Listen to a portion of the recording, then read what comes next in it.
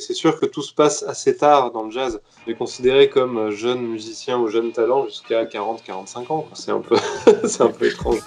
Bonjour à tous et bienvenue sur le vlog de Marion et Amélie.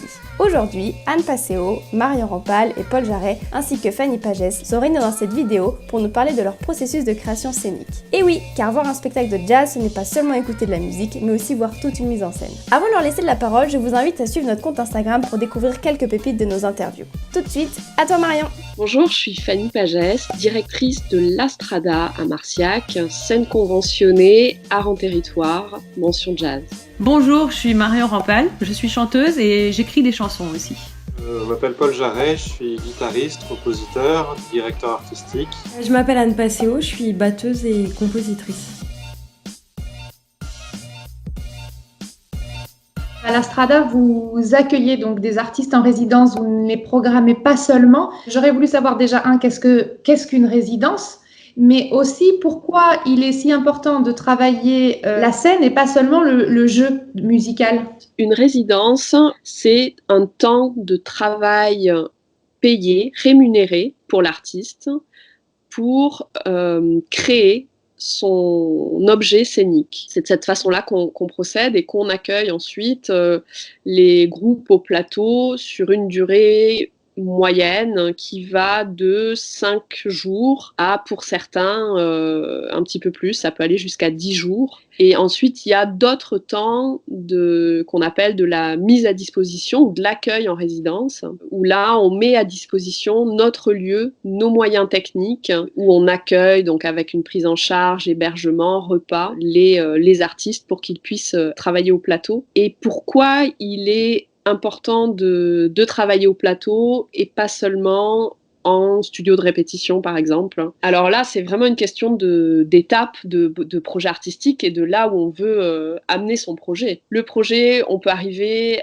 déjà à bien le faire sonner en répétition, mais se donner les moyens d'avoir un spectacle sur une scène, il faut que le projet soit prêt pour le public. C'est pour ça qu'aussi on est quand même très vigilant, évidemment, que les résidences qu'on accueille servent au bon moment et qu'elles soient au bon endroit. Ça sert à rien d'être là trop tôt. C'est vraiment la question du bon moment, où en est le projet dans son développement et où veut-il aller. Comment ça se passe pour une batteuse d'être en résidence de travail? Alors déjà, il y a plusieurs sortes de résidences. Il y a les résidences où je suis seule pour composer, par exemple.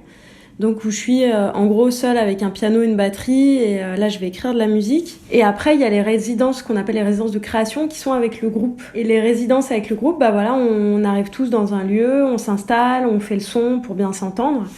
Et ensuite, on fouille la matière sonore, quoi. Donc moi j'amène des morceaux, des partitions et on commence à fouiller un peu. Donc on va faire une première lecture du morceau et puis ensuite on va se dire tiens, telle partie en fait on aura envie de la mettre ailleurs. Le pianiste, il aura envie de changer un accord. Et en fait, on va vraiment explorer en fait, tout ce qu'on peut trouver dans le morceau. Et c'est un processus que moi, j'aime bien parce que j'écris pour des gens, j'entends leur son dans ma tête. Mais voilà, quand on est tous ensemble, il y a quand même autre chose qui se passe, c'est-à-dire que chacun amène des idées.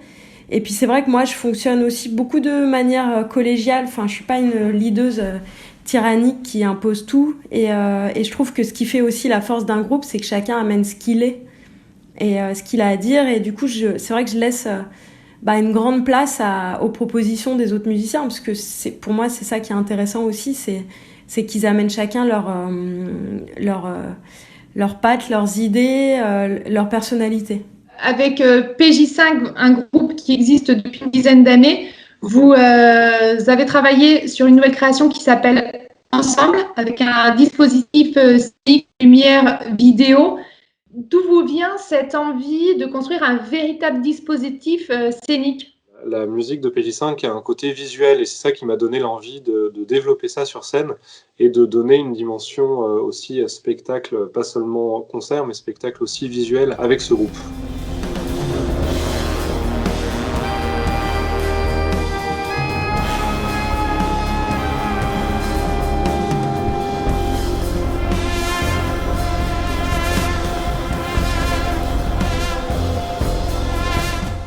comment vous abordez le lien entre musique et discipline visuelle? Pour moi, ça doit simplement coller, en fait. C'est la recherche du beau aussi, c'est peut-être un peu prétentieux, mais c'est ça le but, et que ça crée un ensemble organique, cohérent, que le côté visuel donne une autre dimension à ce que le spectateur reçoit, pas seulement musique, mais aussi quelque chose de visuel, et je pense que ça décuple les sensations, les émotions du spectateur. Dès le début, tu as accordé une importance particulière au jeu de scène. Est-ce que tu diriges vraiment ce jeu de scène ou est-ce que vraiment tu laisses la place aux régisseurs qui t'accompagnent, aux techniciens qui sont aussi présents beaucoup au moment des créations et des résidences? Alors moi j'ai pas la chance de travailler énormément de spectacles de façon scénique, en tout cas les concerts, j'ai pas eu beaucoup l'occasion de les travailler en lumière, etc. J'interviens quand même souvent sur le choix, sur une conduite lumière, tel ou tel morceau, on essaye de s'adapter à une intimité ou à quelque chose de plus festif. Parfois on a des mésaventures parce qu'on arrive en concert ou en festival et on peut pas tourner avec un ingé lumière, parce que c'est quand même une grosse équipe déjà de faire venir des musiciens. Et on se retrouve des fois enchanté de la collaboration avec les régisseurs et des fois un peu à la merci de régisseurs fantaisistes qui vont un peu interpréter ce qu'on fait. Donc mettre plein de lumière, plein de flash partout ou plein de réverb dans la voix. Enfin, donc voilà, pendant des années, moi j'ai vécu quelques belles aventures et mésaventures. Et il est vrai qu'on devrait faire très attention à la façon dont on veut transmettre notre musique sur scène et nos chansons. Est-ce que le travail de mise en scène va en changer la perception que le spectateur va faire de l'objet musical? Je ne sais pas si sur mes créations on peut parler de mise en scène. Je dirais plus que c'est une mise en lumière. Je pense que la lumière en fait aide beaucoup le spectateur à rentrer dedans. Par exemple, si on a exactement la même lumière qui bouge pas pendant un concert, je trouve que ça aplatit la musique, alors que si chaque mouvement musical est accompagné de changements de lumière, d'éclairages différents, pour moi c'est aussi de la mise en scène en fait. C'est accompagner le spectateur dans un univers musical et du coup l'aider avec la lumière, quoi, tout simplement. Et comment tu fais la création lumière? Alors, la création lumière, en fait, je discute avec l'ingé lumière, je lui fais écouter les morceaux. Après, c'est comme dans la musique, je laisse une grande liberté. Et ensuite, en fait, lors de la restitution de la résidence, en général, on filme. Et ensuite, je fais des retours à l'ingé lumière en lui disant « Tiens, ça, j'aime bien, ça, j'aime pas trop. Ça, c'est pas calé avec la musique. » Ou « Ce morceau-là, je voudrais qu'on essaye une autre direction. » Et puis après, ça s'affine aussi au fur et à mesure des concerts qu'on essaye que lui, il filme avec une petite caméra depuis sa console et voilà, on affine au fur et à mesure, quoi. Et comment vous percevez l'espace qui vous entoure lorsque vous êtes sur scène? Alors ma réponse va être peut-être étrange, mais je ne le perçois pas vraiment. En fait, dans le meilleur des cas, je ne perçois pas l'espace qui est autour de moi. Je trouve qu'en tant que musicien, finalement, le but, là où on devient le meilleur sur scène, c'est quand on atteint une sorte d'état second, on peut l'appeler transe, ou je sais pas comment on peut l'appeler, mais en tout cas un état de flottement qui fait que... Alors ça crée pas une bulle, c'est pas le bon mot, parce qu'une bulle ça enferme. Enfin, ça me porte dans une sorte d'état second dans lequel l'environnement finalement n'existe plus. Donc je sais que c'est assez étrange de dire ça alors que je crée...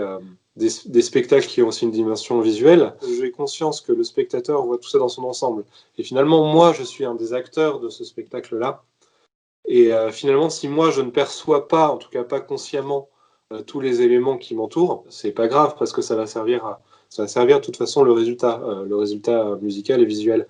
Ceci dit, je pense que tout ce qui est installation scénique, travail des lumières, participe à la création d'une ambiance et qui, personnellement, m'aide à atteindre justement cet état de concentration extrême, en fait, finalement. Je pense qu'on peut le qualifier comme ça. C'est comme ça que peut-être que je percevrai ce qui m'entoure. C'est que ça doit m'aider à atteindre cet état presque second. Et sur quel projet, justement, tu es en train de travailler actuellement ? Actuellement, je travaille un spectacle pour enfants et pour les grands aussi, pour petites et grandes oreilles, qui s'appelle L'île aux chants mêlés. Donc j'ai écrit ce spectacle avec mon compagnon qui a écrit le texte. Il y a des chansons à moi, il y a aussi des morceaux de Pierre-François Blanchard qui est là au piano. il y a un joueur de trombone, de coquillage et de sous-bassophone. Donc on est 3 sur scène et on est 3 marins à la recherche de l'île aux champs mêlés. C'est un lieu utopique où naissent les chansons. Donc c'est le lieu des mélanges en fait, c'est le lieu des influences, des traditions qui se constituent en se mélangeant avec d'autres traditions. Et on avait envie de raconter tout le trajet des musiques, notamment les musiques nord-américaines ou des Caraïbes, mais un trajet aussi par exemple de vieilles chansons d'enfance qui viennent de chez nous, du vieux continent, et puis qui ont voyagé jusqu'au Canada, puis qui sont descendues en Louisiane.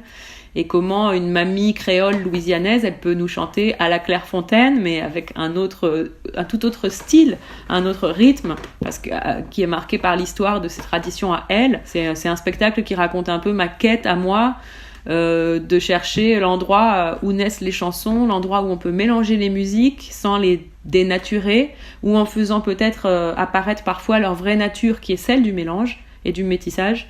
Donc voilà, c'était ça qui m'intéressait à raconter en utilisant des archives, des anecdotes et aussi une fantaisie du conte pour enfants et de l'aventure de marins ou des écrivains voyageurs. On a mis un peu tout ça dans l'île aux champs mêlés. Tu as été en résidence pendant 3 ans à Dja-sous-les-Pommiers, à Coutances.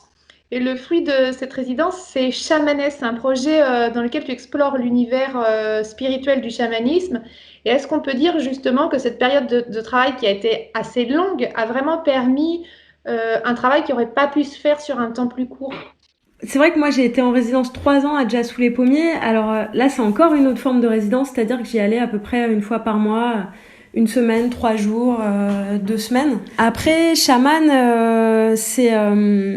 en fait j'ai commencé à écrire pendant que j'étais en tournée avec Bright Shadows. L'écriture s'est faite à peu près sur 2 ans, donc effectivement c'est des processus qui sont assez longs. Mais c'est vrai que la résidence à Coutances m'a permis de faire 2 résidences scéniques, pour le coup, ce qui est très rare pour un projet, de pouvoir autant répéter. Et aussi, voilà, au début de ma résidence, j'y suis allée 1 semaine pour travailler toute seule. Et puis, il y a aussi la possibilité pendant cette résidence de 3 ans de faire plein de projets parallèles, comme par exemple ce qu'ils appellent les concerts chez l'habitant, c'est-à-dire qu'on va jouer dans le salon des gens. Et là, j'ai pu essayer plein de petites formes, plein de groupes réduits et du coup réfléchir aussi à l'association de musiciens que je voudrais faire sur Chaman.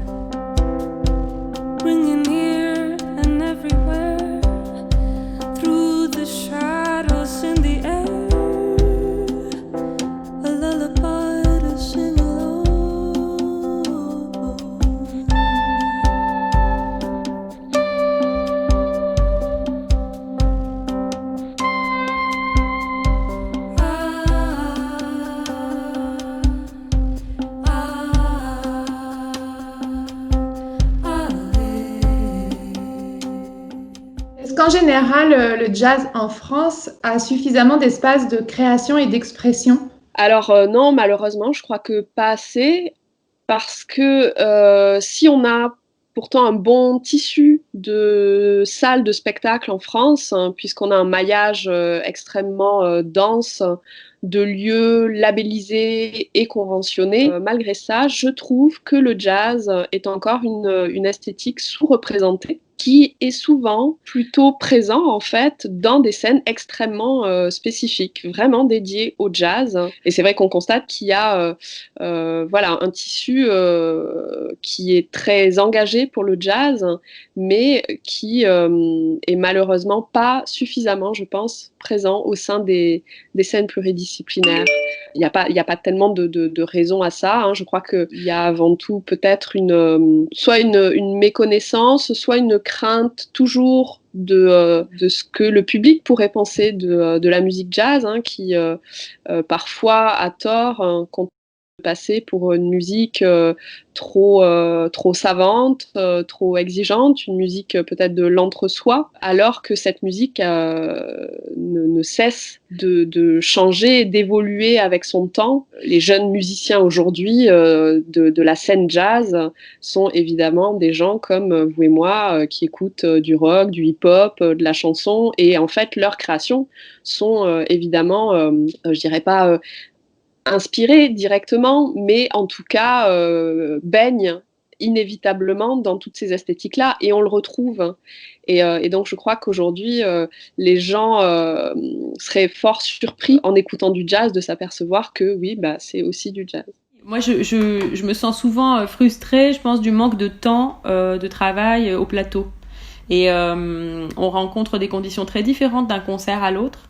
Et en fait, même un concert très simple, où on est avec nos instruments et nos morceaux ou chansons sur scène, ça demande quand même une petite écriture assez fine de comment on amène les choses au public, comment on raconte, et comment pendant 1 heure ou 2, on va plonger les gens dans un univers et nous-mêmes nous plonger dans un univers.